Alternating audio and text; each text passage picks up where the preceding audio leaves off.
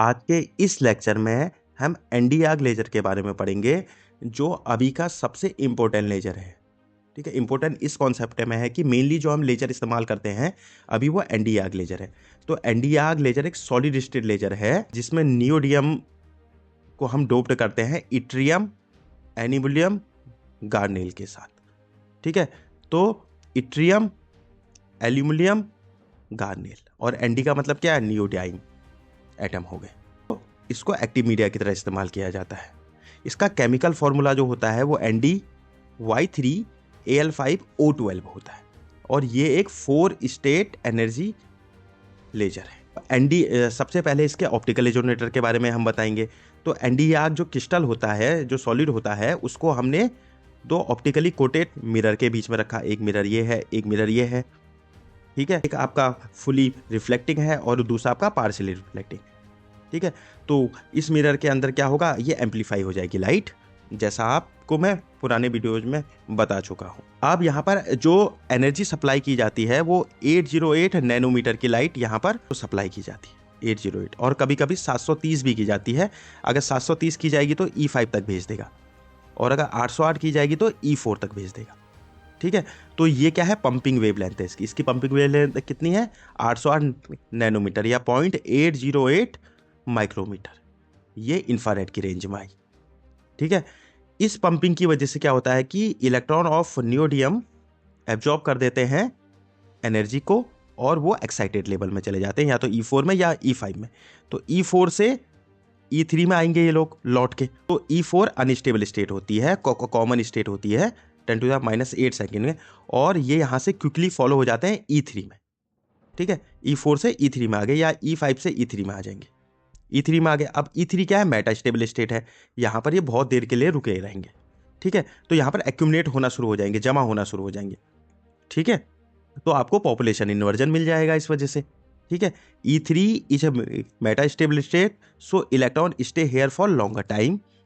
As a result, इसका result क्या होगा, large number of electron accumulate हो जाएंगे E3 लेवल पे और पॉपुलेशन इन्वर्जन आपको अचीव हो जाएगा। इसके बाद E3 से जब E2 में आएंगे, ये वाला आपको पोर्शन क्या देगा, लेजर देगा, और ये आपको किस वेवलेंथ की लाइट मिली, 1064 नैनोमीटर या 0.064 micrometer.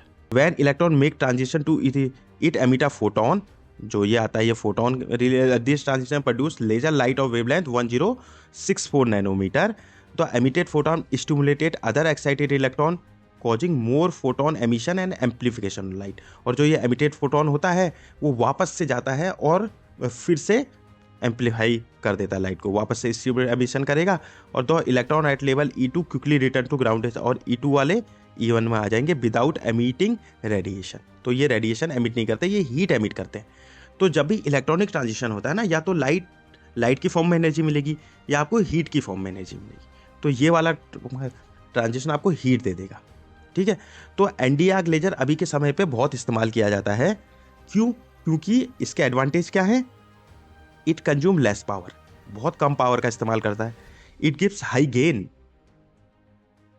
It is good heat thermal property, और ये गर्म नहीं होता है, तो हीट थर्मल प्रॉपर्टीज की बहुत अच्छी होती है। इसकी मैकेनिकल स्ट्रेंथ भी बहुत अच्छी होती है और इसकी इफिशिएंसी आपकी ज़्यादा होती है रूबी लेजर से। तो ये रूबी लेजर से अच्छा लेजर है। ठीक है, आजकल एनडी-आर्क लेजर का इस्तेमाल मिलिट्री में बहुत होता है। ठीक है, टू यूज लेजर डेजिग्नेटर, जो मिसाइल को रास्ता दिखाते हैं।